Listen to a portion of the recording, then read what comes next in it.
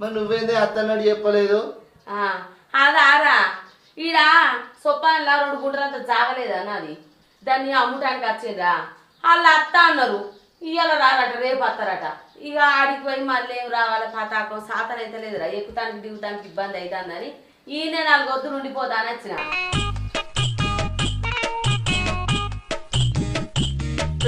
చాయ్ పెట్టు, చెప్పిన పెట్టు. కూర్చోపెద్దమ్మా.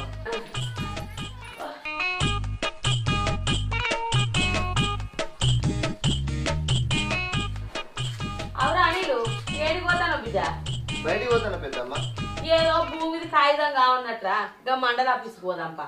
నాకు ఇదేం తెలియదు కాదురా. మండల ఆఫీస్ కా? సరే పా.